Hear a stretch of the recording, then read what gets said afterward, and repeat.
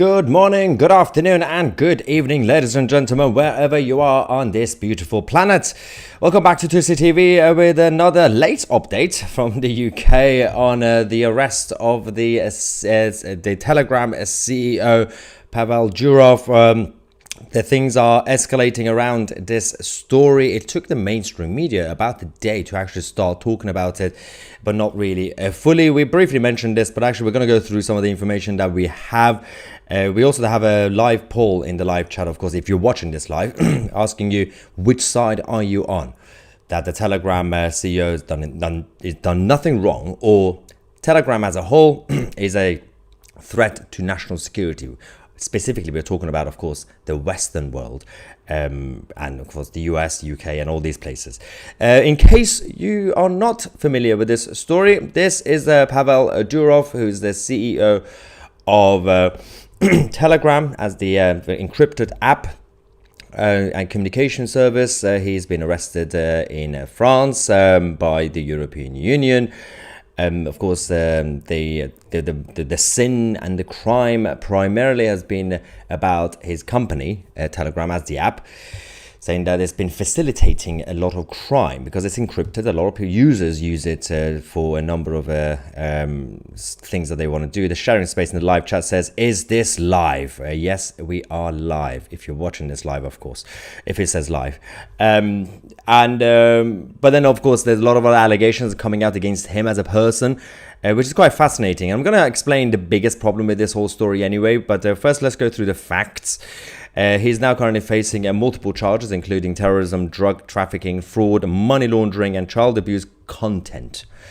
French media reports that Durov, dual French and Russian citizen, could face up to 20 years in prison. Now, the list of the things you saw, if you don't know the story, if you don't know the person, you would assume, well, this person is like a supervillain himself. But it relates to mostly the sort of content that you would see on Telegram, his company, his app, and the users, basically what they use it for. So he's getting the blame for that. But of course, there's also other issues in terms of him as a person. But before we get to that, critics are saying that this is like blaming Tim Berners-Lee, the inventor of the World Wide Web, the internet as we know it, for the dark web, or Elon for every offensive tweet or post on X. Are we setting a dangerous precedent by holding tech innovators liable for the actions of users? Is this about justice, or is it a misunderstanding of how technology should be regulated? Now, the latter part, there has been that issue for a while when these big tech companies became a thing. And I've seen British politicians in Parliament not knowing the difference between a publisher and a platform. A publisher is basically an outlet that publish things themselves. So, for example, Daily Mail, BBC, they are publishers. Whereas Facebook, X, Telegram, these guys are platforms. Other people will publish on using those systems. Now, as Mario was saying, this is obviously yesterday. There was a bit of a media blackout at first, a legacy media blackout. Why is no one covering the Pavel Durov's arrest? Now, they've started to talk about it now, but it's very black and white the way they're doing it. But Mario said Pavel Durov was arrested by French authorities, accusing of enabling crimes like drug trafficking and fraud through his app's encrypted messaging features. Yet CNN, Fox, NBC, and ABC are silent. And of course, there's a lot of people who were saying if, for example, Mark Zuckerberg or Bill Gates have been arrested by, for example, the Russian government, then there will be completely a massive breaking news headlines all over the Western world. And that's a little bit of a big question. Now, Durov himself was actually on, there are a number of questions about why this happened now, right? Now, two theories. Durov was on Tucker Carlson's show recently. That's one speculation, because he mentioned some stuff about the FBI, which we're going to show you in a second. The second part is the UK government under the socialist cabinet of Keir Starmer recently came out over the last few weeks blaming the UK riots partly on the use of Telegram as the app, saying that the protesters and the rioters were using the Telegram to organize the disruptions. So all this happened at the same time, and then suddenly he got arrested. First, let's go to the interview he did with Tucker Carlson. He was talking about the FBI approaching one of his staff, engineers, to get him to cooperate with them so they could get access through the back door to the app. We get too much attention from the FBI, the security agencies, wherever we came to the US. So to give you an example, last time I was in the US, I brought an engineer that is working for Telegram, and there was an attempt to secretly hire my engineer behind my back by cybersecurity officers or agents, wherever they are called. The US government tried to hire your engineer? That's my understanding. That's what he told me. To write code for them or to break into Telegram? They were curious to learn which open source libraries are integrated to the Telegram's app, on the client side, and they were trying to persuade him to use certain open source tools that he would then integrate into the Telegram's code that, in my understanding, would serve as backdoors. That's quite interesting. So obviously, one of the facts are that while a lot of normal people use the Telegram, it is also true that a lot of criminals use Telegram because it's encrypted and it's safe. But from the perspective of Western governments, whether it's the French or the British or the American, because we have regulations for the apps that are based in the West, you could say that, well, they have a right to be angry, right? Because there's an app from a different place that gives freedom to people, to even criminals, right? Fair enough, right? But the action tends to usually be to block the app, remove it from the app stores in the West, and making it difficult for people to access it. Arresting the CEO based on what the users use the platform is a little bit OTT. Now, Nigel Farage responded, a number of people have come out, including Elon Musk, in support of Durov, saying that the arrest of Pavel Durov is worrying. Telegram is a secure free speech app. It may have some bad actors, true, but then all platforms do. What next? The arrest of Elon Musk? That's a good point. Having said that, the critics are also saying this to show the other side of the argument. Visegrad posted this, saying that obviously, according to initial reports, the authorities plan to charge him with things like supporting terrorism, drug trafficking, and being an accomplice of massive fraud, money laundering, all that. All these obviously are used in terms of the app. We know that. I agree. But then arresting the CEO, that becomes a bit of an issue, because then it creates bigger problems. Now, actually, there is also Visegrad a while ago posted this. I think this was actually in 2022. Yes, this was in May 2022. The same account said this. If we could show you guys quickly on this one. There we go. Meet Pavel. He owns the Telegram. He used to manage so I can't pronounce that. It's Russian Facebook, basically. He used to hand the info of opposition to the FSB. He has a long history of collaborating with Russian state security. He's now a French citizen. He's living in Dubai. So there have been also allegations against him individually, but this arrest is primarily about the app. So to be objective, showing both sides, that's the situation. Now, Kremlin and Moscow come out to hit back, which makes sense. Of course, they will be trying to defend and protect Durov, not necessarily for obvious reasons that, of course, he has links when it comes to Russia, but actually to also, it's a very tactical move from Putin's side to poke the bear in the West and show the hypocrisy and the flaws in the system in the West. They've come out to defend it, but that aside, it's also true because the CEO of Rumble posted this. China bans Rumble. France threatens Rumble, we leave. Brazil threatens Rumble, we leave. UK threatens Rumble. Russia bans Rumble. New Zealand threatens Rumble. France arrests Telegram CEO. Free speech is under major assault, and I will not stop fighting for it. And this is a key point. And the CEO of Rumble is spot on, because firstly, there are no saviors. The Western globalists have their own agenda. The Eastern globalists, China, Russia, and Iran, they have their own agenda. None of these people believe in free speech. Especially the current Western establishments don't actually believe in free speech or the free flow of information, because they see it as a threat to national security if they're not able to monitor you. But the Chinese, the Brazilians, or the Russians, or the Iranians are also no angels.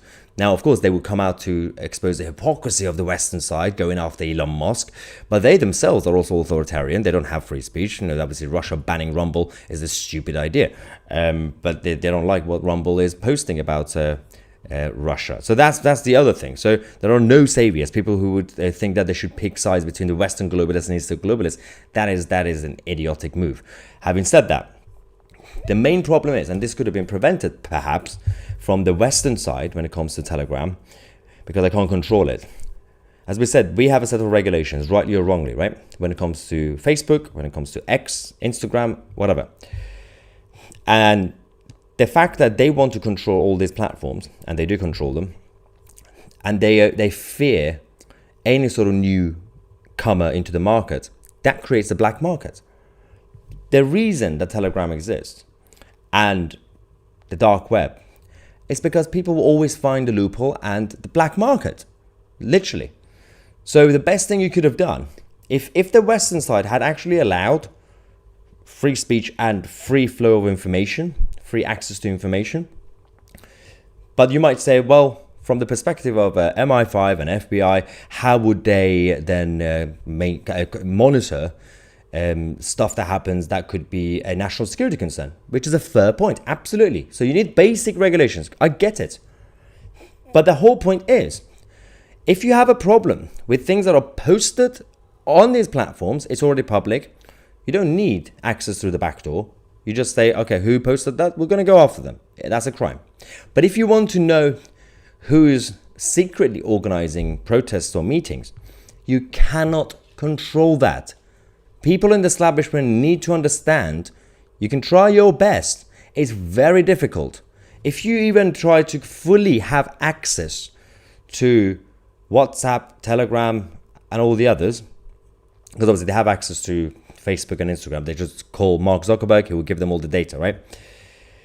If they think they can stop people and stop any platform, public platform like Telegram or WhatsApp, from organizing secret meetings and the governments can't see what they're talking about, you can't control that. Because one, they could use a foreign app like Telegram. If you want to ban that, they're going to use VPN. If you're going to ban VPN, they're going to all learn how to access the dark web. It's difficult. Instead of that, create a society where there's a better relationship between the state and the people. You can still absolutely have basic oversight in the name of national security. Absolutely, every country needs that to be able to see if any crime is happening. I get that. And you need the justice system, you need the courts, legally, a judge, to help you with that. But we've seen so many times Edward Snowden exposed Barack Obama's administration because they were using the national security team to access all the private information of citizens, spying on them, even those who were not criminal. It becomes a little bit like a Stalin style state, and that is a problem. Nobody's actually advocating. I don't think anybody really is saying, and a sane person is advocating for some sort of no security sort of libertarian utopia. Now, some people think it's a good idea. It's not really practical. You need basic security. I get it. But again, we have Islamists, extremists, who are still freely walking around our streets in the UK. They are on the list. They're on the watch list. And they are able to do whatever they want to do. Why is that not an urgent situation compared to a couple of white working class English people organizing a protest? That's also a big problem that I have. Anyway, Jeff says they are using it for a lot of illegal things. True. For example, I own an Australian vaping Facebook group. Australia made vaping illegal this year. classic Australia. Now a lot of Aussies are buying vaping supplies with Telegram. Yes, but my point is, even if you ban Telegram, now, okay, the problem that they have with Telegram is because it's got links to Russia. I get it. From the perspective of the UK and US establishments, I get it. Because they have no control. My issue is, if you had allowed an American or British Telegram to exist, which would be a bit annoying to MI5 and FBI, I get it. At least you could have had a better relationship. You could have convinced, for example, the CEO to cooperate a little bit on a very legal way. For example, saying, Mr. CEO of a British Telegram, if you find out that some of your users are actually using it for human trafficking or whatever, create trust so you could actually get them to cooperate, not on innocent users. The same way that the liberal establishments and FBI and all these guys managed to do it with people like Mark Zuckerberg. They managed to convince them, right? Now, we know how the relationship works now with Mark Zuckerberg and all the others. It's quite close. It's gone too far. But they could do it. So my point is, if you had allowed something like Telegram, which was technically early days of WhatsApp, to be operating from America or from Britain, then people would have used that. And that would have been your annoying rival, a bit of a threat. And then you wouldn't create a gap in the market for a Telegram as an app to be created from a foreign power. You see the problem? They created it like idiots. Joe says they did this to scare Elon. I think that's also part of it. Super chat for Peter saying that arrest the CEO of Royal Mail. I'm sure some naughty letters have been sent at some point. Oh, that's a very good point. That's actually, I must admit, because I think about all these things a lot, and obviously I've been ranting about from different angles. It's a very simple point. And the reason this is so important is not just because of what Peter said. On the surface, it's very obvious. Oh, hypocrisy, haha. There's a traditional way of communication.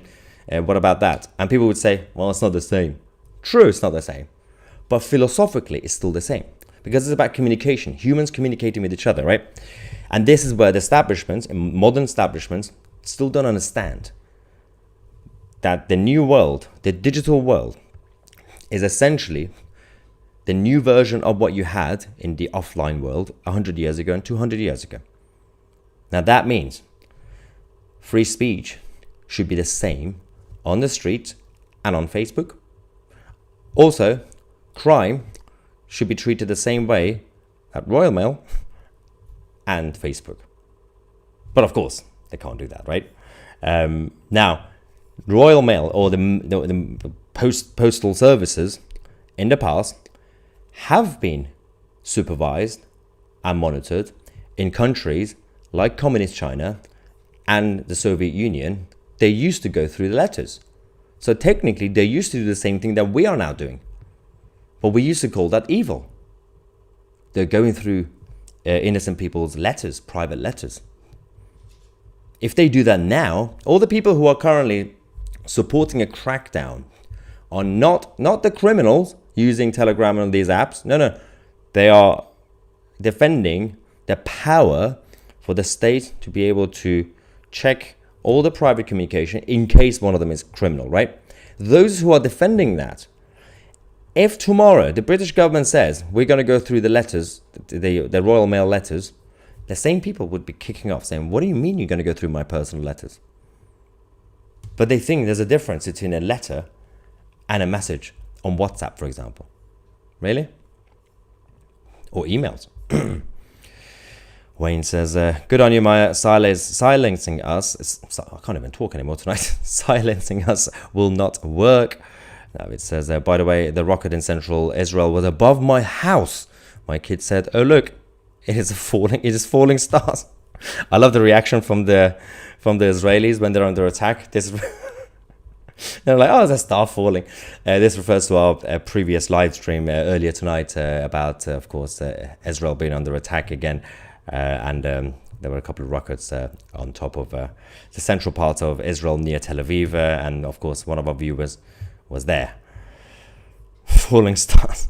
Freya says, thank you for spreading the truth. Can't trust the mainstream media. Myself and my partner have been relying on you to give us the truth. God bless. Thank you very much. It's important to be objective. As I said, the whole point of me explaining my views on this, obviously, after reporting the facts, in terms of being objective, seeing it from the perspective of the deep state, but also accepting criminal activities happen, but also accepting that people have a right to private communication. It's important to see from all sides and also see the flaws of both sides and the strength of both sides. And well, it's not both sides, all sides. There are various sides in this. And also to realize that timing of these sort of events is important. When the UK government started blaming the UK riots and protests on a telegram, when Durov went on Tucker Carlson's channel, when Elon Musk has been a little bit annoying to the establishment, all that happened, and then suddenly Durov got arrested. He could have been arrested last year. He could have been arrested 2 years ago. That's important. At the same time, to be objective, when someone like Putin says, "Oh, we need to protect him," Durov is a savior, and we believe in freedom. Don't believe him. He doesn't believe in freedom either. The Russians banned Rumble. There are no angels in this. Everybody has their own angle, and they want you to pick sides. Do not trust the system, whether it's the Western side or Eastern side. The problem is that these days the Western side is completely stupid. Our governments. Smokey SGT, thank you for your super chat, saying anytime the government obtains control of any technology, they weaponize it against the people. Governmental regulations is never a good idea. It's not, you're right, but it's not even just technology, it's anything, any element in humanity. That includes science, obviously medicine in general, and anything really, any sort of product or aspects of society. Because humanity, we have a flaw, which is curiosity, which is a good thing, but it's also a flaw. When you get a group of people being in control of something, now we call it government, and when you give them access to certain things. So for example, in the 1930s in Germany, they were very curious, so they got all the scientists to start experimenting with weird stuff, right? And now we're doing similar stuff as well. I mean, the Wuhan labs, with links to Anthony Fauci, Michel Barnier, and of course the Chinese Communist Party. Very curious. Let's do experiments. There's always those things, because humanity, we become curious. When we're given too much power, we tend to do things. And we might not even see in the moment that we are the baddies. I can assure you that's mostly the case. When people end up at the beginning, start doing dodgy things, they think, well, at times they think, well, we're doing it for the right reasons, right? At times, they're doing it because they think the enemy is doing it. So for example, both Eastern globalist side and Western globalist side are into central banking digital currencies, because both sides are saying, well, they're going to do it, we should do it. Same thing with controlling data, centralization of data. So China doing the social credit system, right? The West are also now looking into slowly similar stuff, whether it's, for example, a very terrible example, but start slowly. In the UK, we have these policies being advocated, which is the pay per mile policy. So if you have a car, cameras and surveillance will be able to tell where you're driving, what sort of car you're driving, how long you're driving it for, where you're going, how many people are in your car. So they'll be able to tax you because of the energy, well, the climate change, right? That's their excuse. But they're doing it because in reality, partly, they're like, well, if the Chinese are experimenting with data control, we should too. It's just some sort of basically the nuclear race all over again. And they both end up doing more evil things. Like, that one's doing this now, we should do the same. We should do this now, we should do this. It's complete idiocy. Whereas back in the day, when the Soviet Union were doing certain things, the free world, led by the United States of America, were doing the exact opposite. At the beginning, they said, we're going to do freedom. We're going to do democracy. They're doing authoritarianism. We're not going to do that. You could tell the difference between West and East. You can't anymore. I mean, there are still differences in terms of level of authoritarianism, absolutely. But approach is similar. And that is becoming terrifying. Super chat from Studio Rainer, thank you very much, saying Russia should send an undercover operation to free Durov. That would be declaration of war. France can't really start a war over that either, but America could, or NATO. Europeans need to wake up and realize their enemies are their government. Russia led to Durov leave speaks for itself. There are no angels. Both sides are as bad as each other. Anyway, thank you, ladies and gentlemen, for watching and, of course, supporting the channel. And, of course, in order to keep us safe and protected, we have to obviously look after our channel because anything could happen on these platforms. We have a backup plan. And meanwhile, the backup plan is also to give you something in return. So that is 2CTV Plus, our independent platform on my own website. If you want to come and support us, go on 2ctvplus.tv. The link is also in the description. If you go, become a member there, you get access to premium shows and documentaries. More shows are coming this week. And this is also the backup plan in case something happens here. We know where to go. Thank you so much for watching. I'm Maya 2C, and we are the media.